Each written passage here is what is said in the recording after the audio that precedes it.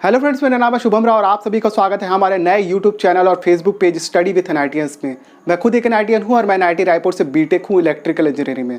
तो जैसा कि आपको पता होगा कि हमारी दैनिक करंट अफेयर की सीरीज चल रही है लगातार, जिसमें हम लोग राष्ट्रीय, अंतर्राष्ट्रीय और छत्तीसगढ़ के करंट अफेयर फेसबुक पेज और यूट्यूब के माध्यम से उपलब्ध करा रहे हैं। फेसबुक पेज के माध्यम से निःशुल्क लेक्चर उपलब्ध कराने वाला ये छत्तीसगढ़ का शायद पहला स्टडी प्लेटफॉर्म है। तो इस पर्टिकुलर लेक्चर में हम लोग 16 सितंबर के राष्ट्रीय, अंतर्राष्ट्रीय और छत्तीसगढ़ के करंट अफेयर कवर करेंगे। लेकिन आपसे एक रिक्वेस्ट है, वीडियो अगर आप फेसबुक पे देख रहे हैं तो ये जो कॉर्नर में आइकॉन बना है, वीडियो खत्म होने के बाद उस आइकॉन पर क्लिक करिएगा और हमारे फेसबुक पेज को लाइक और फॉलो कंपलसरी कर ले। इसके अलावा अगर ये आप यूट्यूब पर देख रहे हैं तो हमारे चैनल को लाइक, शेयर, सब्सक्राइब करना ना भूलें और बेल नोटिफिकेशन ऑन करना ना भूलें। ठीक है, उससे मेरी वीडियो की जानकारी आपको मिलते रहेगी। तो चलिए बिना किसी टाइम वेस्ट के हम लोग चालू करते हैं आज का लेक्चर। उसमें पहला करंट अफेयर है आपका, एयर इंडिया के लिए जो है टाटा समूह ने बोली लगाई है। एयर इंडिया, जैसे कि आपको पता होगा कि भारत सरकार द्वारा जो है संचालित एक उड्डयन कंपनी है, जो पहले टाटा समूह के पास ही था 68 साल पहले। अब उसके लिए टाटा समूह ने जो है वापस बोली लगाई है। एयर इंडिया के पूरे 100% शेयर, इसके अलावा एयर इंडिया एक्सप्रेस जो कि इसकी सहयोगी कंपनी है, इसके भी 100% शेयर, प्लस AISATS कंपनी के 50% शेयर जो है वो भारत सरकार जो है बेचने का प्लान बना रही है। ठीक है, एयर इंडिया के लिए टाटा समूह के अलावा जो है स्पाइस जेट ने भी जो है बोली लगाई है। अब ये दोनों के बीच में टक्कर है। अब इन दोनों में से कौन जो है एयर इंडिया को लेके जाता है वो तो इन फ्यूचर पता चलेगा। लेकिन इससे जो है एयर इंडिया का उद्धार हो जाएगा, क्योंकि एयर इंडिया पे लगभग 23,000 करोड़ रुपए का कर्ज है। ठीक है, इससे भारत सरकार एक राशि जमा करेगी जो कि इन फ्यूचर हमारे डेवलपमेंट के लिए यूज़ में आएगी। अब देखते हैं कितना डेवलपमेंट होता है। बस्तर के दशहरे से एक न्यूज़ आई है। जैसे कि आपको पता होगा कि बस्तर का दशहरा 75 दिनों तक चलने वाला दुनिया का सबसे बड़ा दशहरा का पर्व है। ये श्रावण अमावस्या हरेली से चालू होकर हमारे कुंवार शुक्ल पक्ष त्रयोदशी तक चालू रहता है।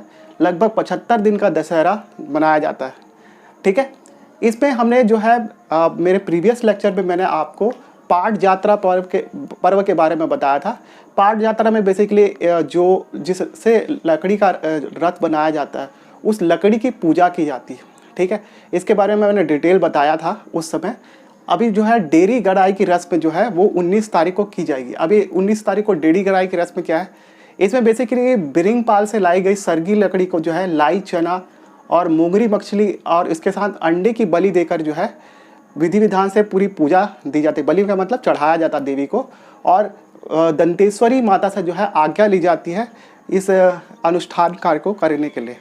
ठीक है, तो आपको डेरी गड़ाई की रस्म पता होनी चाहिए। इसके बाद जो है जब दशहरा चालू होता है तो काछिन गादी की परंपरा होती है, जो कि हम लोग बताऊंगा जब आपका काछिन गादी चालू हो जाएगा। ठीक है, तो फिलहाल तो आपको डेरी गड़ाई की रस्म पता होना चाहिए, 19 तारीख को होगा। नेक्स्ट है आपका राजीव किसान न्याय योजना के अंतर्गत जो है फल, सब्जी और मसाले को सम्मिलित कर लिया गया है। ठीक है, जो व्यक्ति जो है फल, सब्जियां और मसाले उत्पन्न कर रहे थे उनको भी अब 9,000 रुपये की इनपुट सब्सिडी के रूप में सरकार प्रदान करेगी। अब देखिए इसमें कौन कौन से फल शामिल किए गए हैं। इसमें जो है पपीता, नाशपाती, अमरूद, ड्रैगन फ्रूट, बेर, आंवला, नींबू, टमाटर, आलू, भिंडी, बैगन, शकरकंद, कद्दू, गुलाब, गेंदा, मिर्ची, हल्दी व अदरक शामिल है। ठीक है, तो बेसिकली जो है इसका रकबा बढ़ाने के लिए जो है सरकार प्रयास कर रही है और इसको प्रोत्साहन भी प्रदान कर रही है 9,000 रुपये की इनपुट सब्सिडी देके। ठीक है, तो इससे काफ़ी ज़्यादा फायदा होगा किसानों को। ठीक है, जो इनकी फसल उत्पन्न करते थे।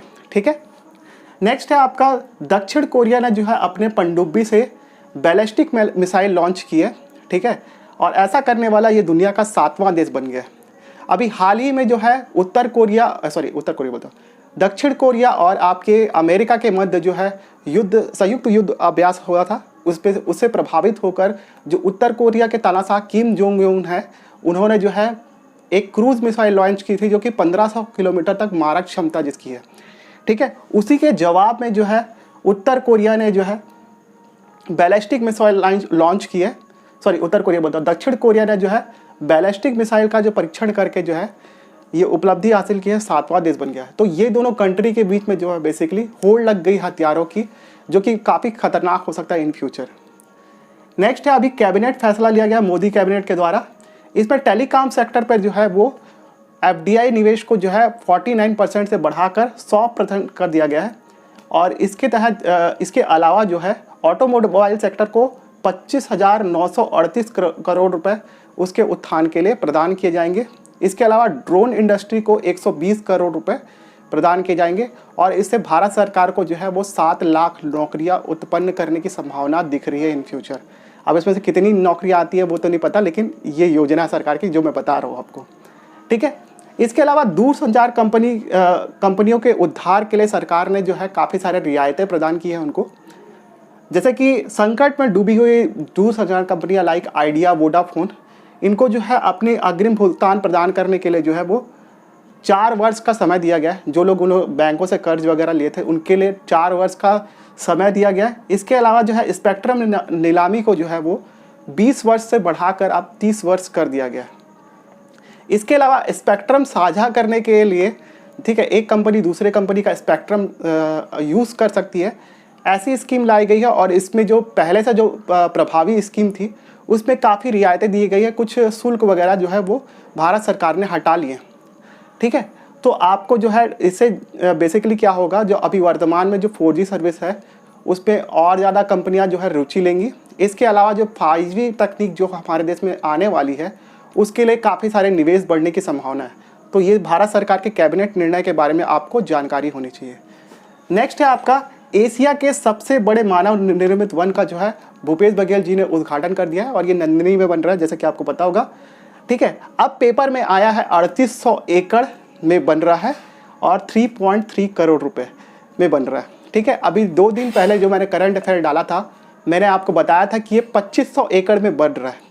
अब देखो मैं गलत नहीं बोल रहा हूँ, मैं आपको पेपर कटिंग स्क्रीन पे दिखा रहा हूँ। चलो देखो, ये जो ऊपर वाला जो कटिंग दिख रहा है उस पर देखो, ये 2-3 दिन पहले आया था और ये नवभारत की कटिंग है आई गेस, और इस पर 2500 एकड़ लिखा हुआ है। और जो नीचे वाली कटिंग ये भी नवभारत की कटिंग है और इस पर जो है 3800 एकड़ लिखा है। अब इसमें से कौन सा सही है ये मेरे को नहीं पता, हम लोग इसके लिए जो है डिबेट आयोजित कर लेंगे हमारे व्हाट्सएप ग्रुप में। तो देख क्या रहे हो यार, डिस्क्रिप्शन चेकआउट करो, बहुत सारे लिंक है, फेसबुक, व्हाट्सएप, ट्विटर, इंस्टाग्राम और बाकी सारे लिंक लिखे हैं, वहाँ पे क्लिक करो और हमें हर जगह फॉलो कर लो ताकि हमारे वीडियो की अपडेट्स मिलते रहे। जिनको हमसे पढ़ना है वो स्क्रीन में दिए हुए नंबर पे अपने नाम और लोकेशन के साथ सेंड करो, तो हम लोग आपको पढ़ाएंगे भी, लेकिन उसके लिए पैसा चार्ज करूँगा यार, मैं फ्री का नहीं पढ़ाऊँगा, वहाँ पर पर्सनली पढ़ाऊँगा, तो ठीक है। और जो लोग फेसबुक पेज को देख रहे हो, सी मोर करके एक ऑप्शन ऊपर में दिख रहा होगा, देखिए, उस पर क्लिक करेंगे तो आपको सेम फेसबुक, व्हाट्सएप, ट्विटर वगैरह सबके लिंक मिल जाएंगे। आप वहाँ हमें कंपलसरी फॉलो कर लीजिए। टेलीग्राम चैनल से अगर जुड़ेंगे तो मैं वहाँ पे क्विज डालता रहता हूँ, तो उसमें पार्टिसिपेट आप कर सकते हैं और जितनी अपनी नॉलेज है उसको और एनहेंस कर सकते हैं, ठीक है। और हाँ, हमने टेस्ट सीरीज भी लॉन्च की है, उसका भी लिंक आपको डिस्क्रिप्शन में मिल जाएगा, लेकिन वो स्टेट इंजीनियरिंग सर्विसेज से रिलेटेड एग्जाम के लिए, ठीक है।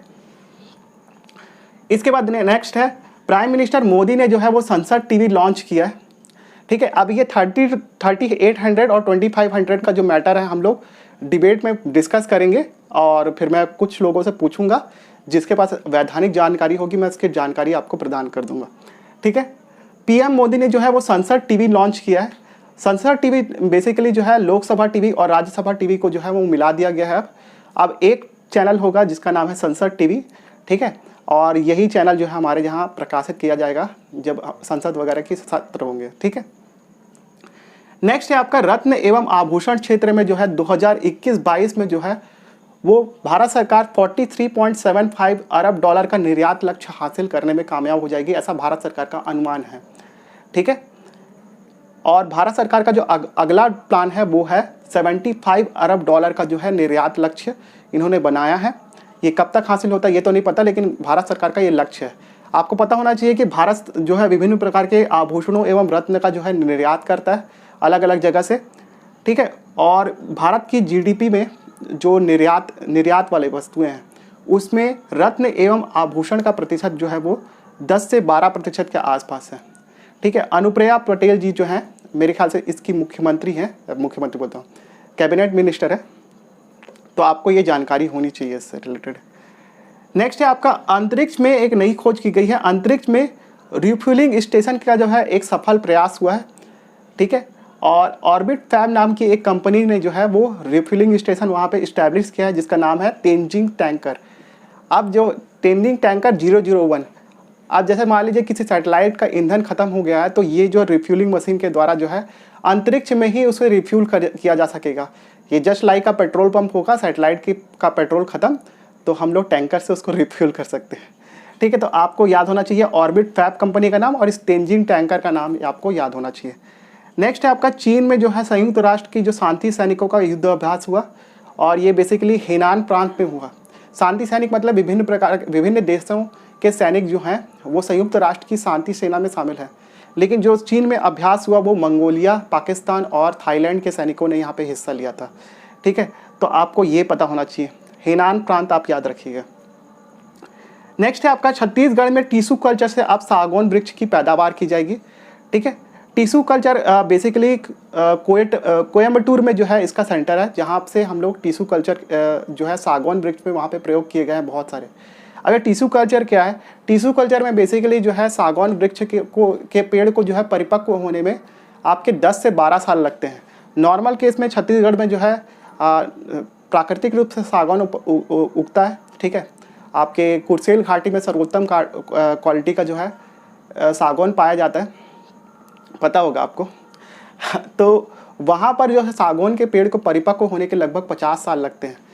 टीसू कल्चर से जो सागौन का पेड़ जो है वो आपके 10 से 12 साल में बड़ा हो जाएगा और इससे जो है छत्तीसगढ़ सरकार जो है विभिन्न प्रकार की इमारती लकड़ियों का उत्पादन करके इसका निर्यात भी कर सकेगी। तो बेसिकली उसके लिए ये पहल की जा रही है टीसू कल्चर से आपका सागौन वृक्ष उगाने की।